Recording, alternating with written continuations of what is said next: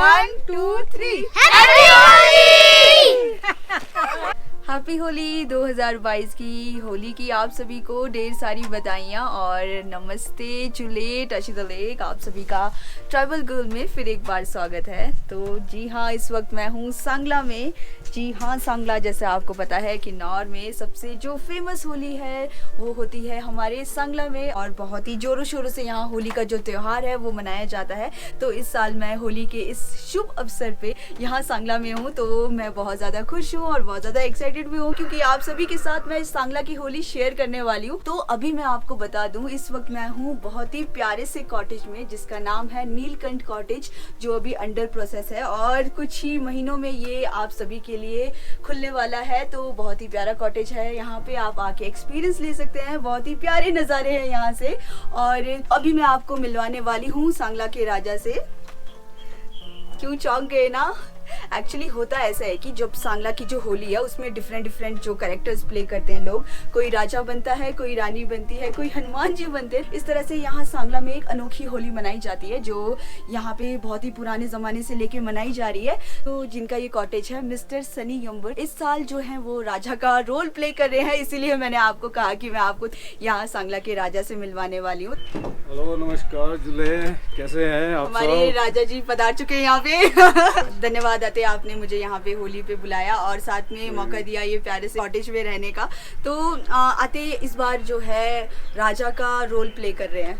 हाँ जी, कैसा लग रहा है आपको? बहुत ही बढ़िया, क्योंकि ये मौका मिलता नहीं है हमारे को ना, क्योंकि अच्छा। बहुत सारे मेंबर्स रहते हैं तो मतलब सब में एक होड़ रहता है कि यार मुझे मिले। सो दिस ईयर मुझे एक चांस मिला है, तो मैं आशा करता हूँ कि अच्छे से रोल प्ले हो जाए मेरे। तो आते जैसे ये आप लोग पूरा ड्रेसअप करते हैं, साथ में ड्रेस ही करते हैं कि आप कैरेक्टर भी डेवलप करते हैं उसमें? चलो, मैं कैरेक्टर भी डेवलप करते हैं। ड्रेसअप तो रहता है हमारा पूरा जैसे राजा के टाइप में, हाँ जी। पूरा मुकुट वगैरह पूरा ड्रेसअप जैसा रहता है।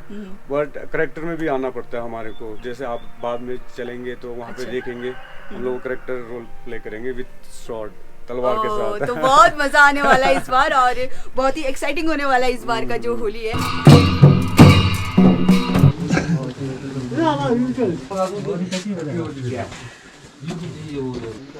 आप क्या बन रहे हैं? बाबा जी। अच्छा, आप भी? हाँ जी, हाँ जी।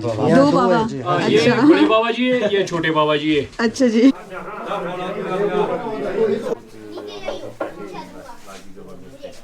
आप कहाँ से? मैं लाबरंग से। ओह, अच्छा। आप ट्राइबल गर्ल्स? हाँ जी। अलग मेरा जान बेटा, खुश रहो।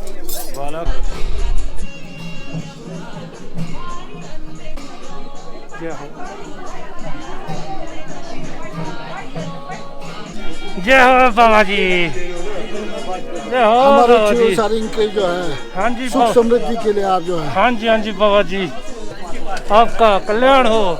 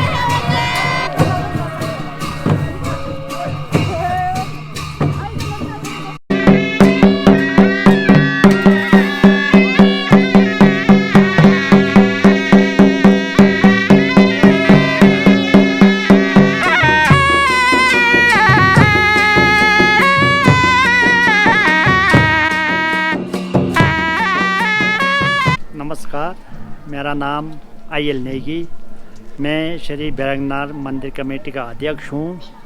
आज मैं आपको होली पर्व का जो आज फाग मेला है इसका महत्व के बारे में बताना चाहूँगा। सबसे पहले ये जो होली है 1933 में हमारे ग्राम देवता श्री बैरंगनार साहब ने शुरू किया था। तब से लेकर आज तक इस उत्सव को बड़े शान और शौकत से बनाते आ रहे हैं। होली जो मेला होता है ये 3 डेज़ का प्रोग्राम होता है। फर्स्ट डे हमारे यहाँ गांव के मध्य में जो छूदो नाम का जगह है वहाँ से राउंड लगा करके मंदिर में होता है।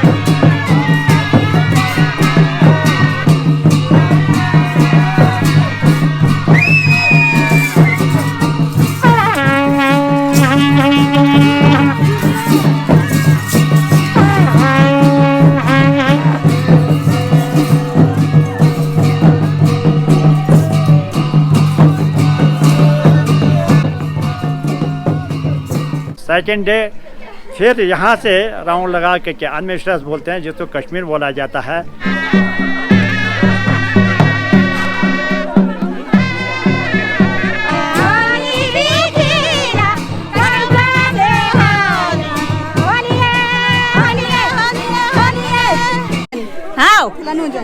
जगानी हो सब्जियां लानो, खोदो लानो, पूरी लानो।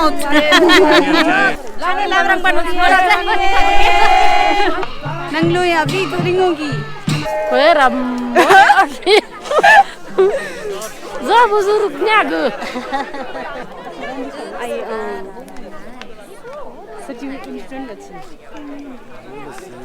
ये शिल है, मतलब जो सारिंग में निकलता है। तो अपने जैसे हम आज़ाद कश्मीर में पहुँचे तो ये यहाँ पे इन्होंने लोकल चिल्टा और पूरी प्लस इन्होंने हमारी लोकल सब्जी जिसको बोलकू बोलते हैं उसको आलू के साथ मिक्स करके बनाया है।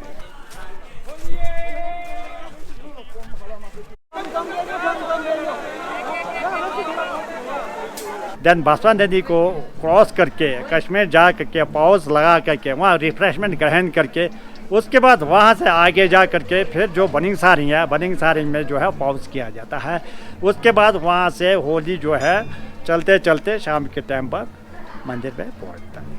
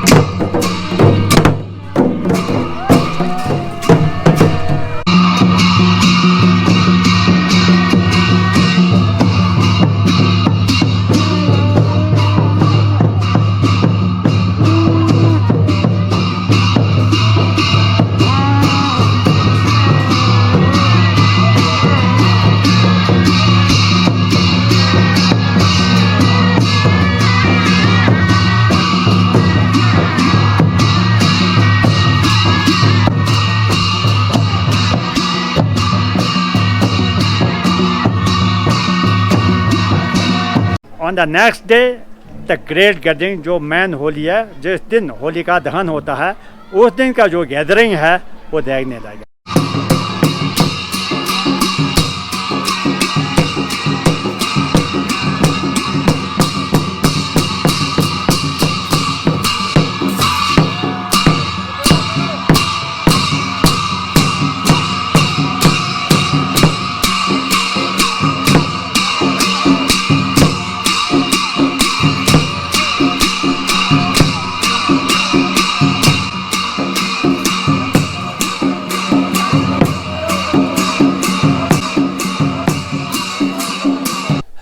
आप सबको नमस्कार और होली की हार्दिक शुभकामनाएं और स्वागत है सांगला की इस वाइब्रेंट होली में। होली मनाने के पीछे का जो अभिप्राय जो हमें लगता है जो यहाँ पे है तो उसके पीछे ये था कि हमारे भारतीय सनातन धर्म की संस्कृति को यहाँ के लोगों तक पहुँचाना कि एक्चुअल में सनातन धर्म की संस्कृति है क्या।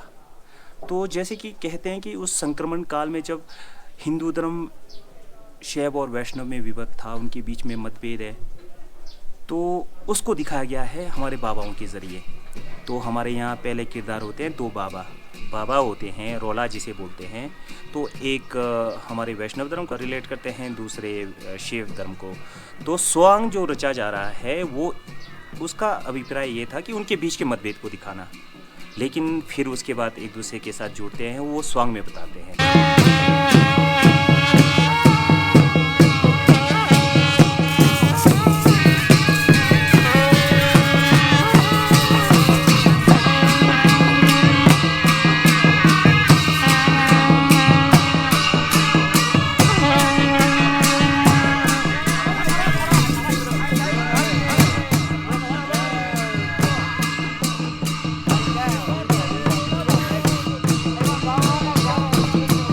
उसके बाद हमारे दूसरे जो किरदार आते हैं 2 राजाओं के रूप में।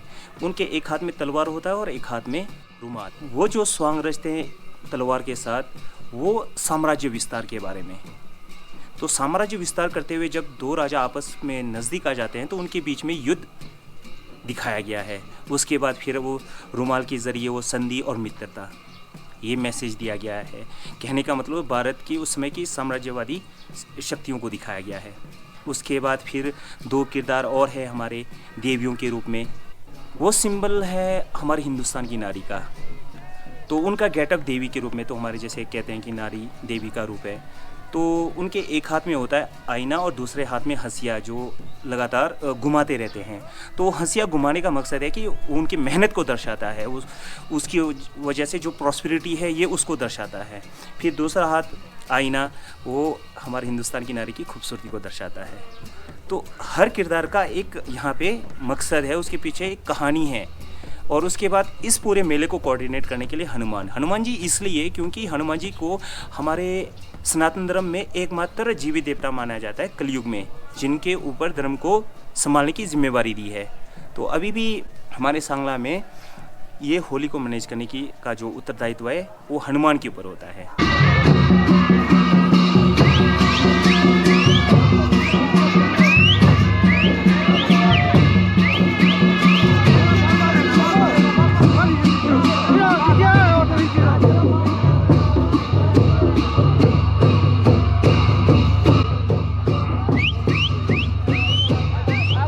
जब तक चंद्रमा का उदय नहीं होता तब तक हम होलिका दहन नहीं करते हैं।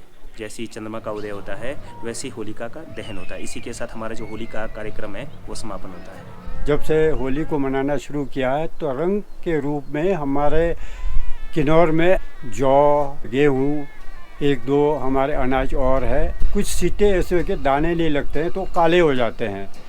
वो सिट्टों को वो संभाल के रखते थे। और एक हमारे बोलते ज़ोरबो, तो ज़ोरबो में भी ये भी रंग का काम आता है। तो उस के सिट्टे को संभाल के रखते थे। कुछ लोगों के पास जो आपके देहरादून की तरफ जाते थे वो, या रामपुर के तरफ जाते थे, उनके पास कुछ लोगों के पास रंग होता था, लेकिन आम पब्लिक के पास नहीं होता था। तो इन चीज़ों से होली का प्रचलन शुरू हो गया।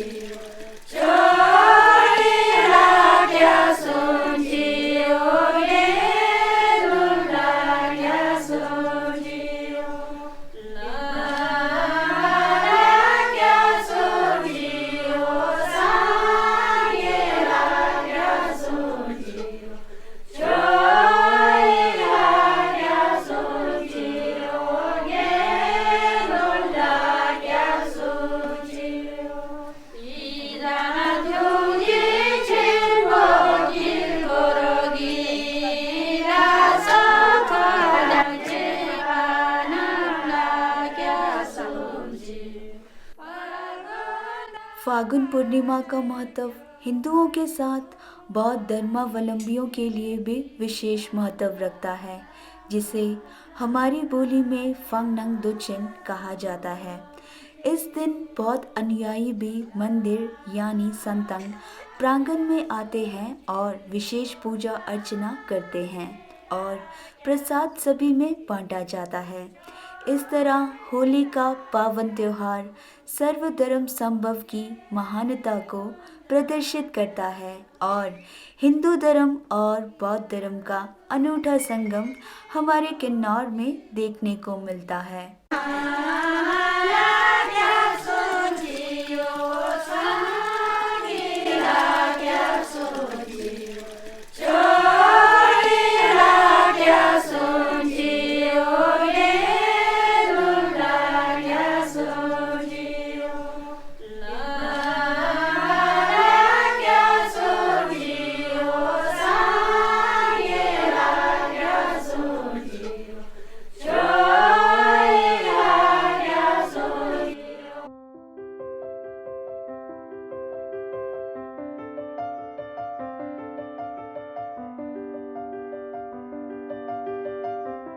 तो कुछ इस तरह होती है हमारे पहाड़ों की होली। होली के खूबसूरत रंगों की तरह यहाँ के लोगों के चेहरे भी कुछ इस तरह खिलखिलाते हैं। होली का पर्व हमारे लिए कोई उत्सव से कम नहीं है। बरसों से चली आ रही परंपरा आज भी यहाँ जीवित है। होली आज भी उसी शान और उल्लास से हमारे सांगला में मनाई जाती है।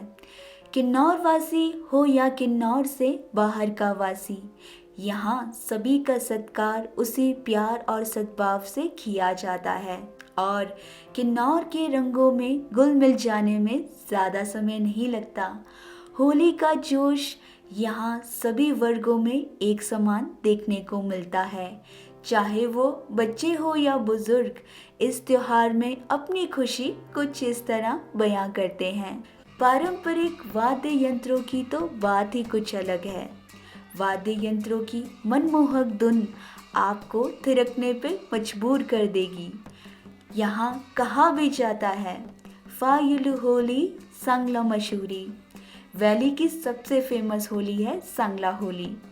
तो कुछ इस तरह होती है हमारे पहाड़ों की होली।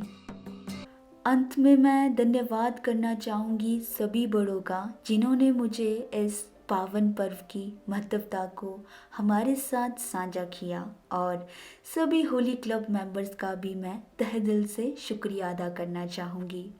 आभार प्रकट करना चाहूँगी सांगला वासियों का, जिन्होंने मुझे इस प्यार और सत्कार के काबिल समझा। इसी के साथ मैं लेना चाहूँगी आप सभी से विदा। जल्द मिलेंगे सांगला की सबसे मशहूर मेले में, जिसका नाम है फागुली मेला या फाग मेला।